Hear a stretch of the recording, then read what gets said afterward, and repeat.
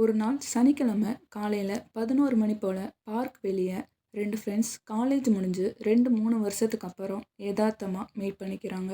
ஒரு பொண்ணு பேர் சக்தி, இன்னொரு பொண்ணு பேர் வினோதினி. சக்தி வினோதினியை பார்த்ததும், வினோ எப்படி இருக்குன்னு கேட்குறா.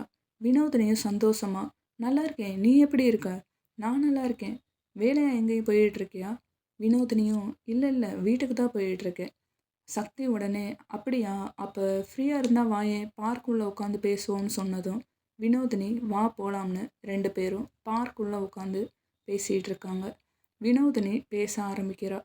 அப்புறம் லைஃப்லாம் எப்படி போகுது? நல்லா போகுது. வீட்டில் தான் மேரேஜை பற்றியே பேசிகிட்டு இருந்தாங்க. அதான் சும்மா இந்த பக்கம் வரலாம்னு வந்தேன், உன்னை பார்த்துட்டேன். வினோதினியும், சரி சரி விடு, ஃபீல் பண்ணாத, லைஃப் சீக்கிரம் மூவ் ஆகுதுல.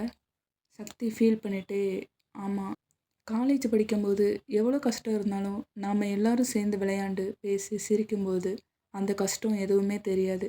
ஆனால் இப்போது வினோதினியும், இப்பயும் ஒன்றும் இல்லை, வா விளையாடுவோன்னு சக்தியை இழுத்துட்டு போகிறா. 2 பேரும் சந்தோஷமாக விளையாண்டுட்டு இருக்காங்க. அப்போது சக்திக்கு அவங்க அம்மா கால் பண்ணுறாங்க. சக்தியும், சரி வினோ, அம்மா கால் பண்ணிட்டாங்க, நான் கிளம்பணும். சரி சக்தி, ரொம்ப ஃபீல் பண்ணாத, okay? Always happy with your life. All the best. அடிக்கடி கால் மெசேஜ் பண்ணு, ஓகேவா? சக்தியும், ஓகே வினோ, பாய்னு சொல்லிட்டு கிளம்புறா.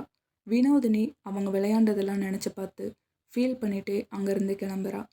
பொண்ணுங்க லைஃபே இதுதான். எந்த ரிலேஷன்ஷிப்லேயும் கடைசி வர ஒன்றா இருந்துட முடியாது. ஃபேமிலி, ஃப்ரெண்ட்ஸ், ரிலேட்டிவ், மேரேஜ் இப்படின்னு ஓடையில் ஓடுற தண்ணி மாதிரி போய்கிட்டே இருக்கும். உங்கள் ஸ்கூல் ஃப்ரெண்ட்ஸு, காலேஜ் ஃப்ரெண்ட்ஸு இந்த மாதிரி மீட் பண்ணியிருக்கீங்களா? இந்த வீடியோ பிடிச்சிருந்தா லைக் பண்ணுங்கள், ஷேர் பண்ணுங்கள், கமெண்ட் பண்ணுங்கள். தேங்க்யூ.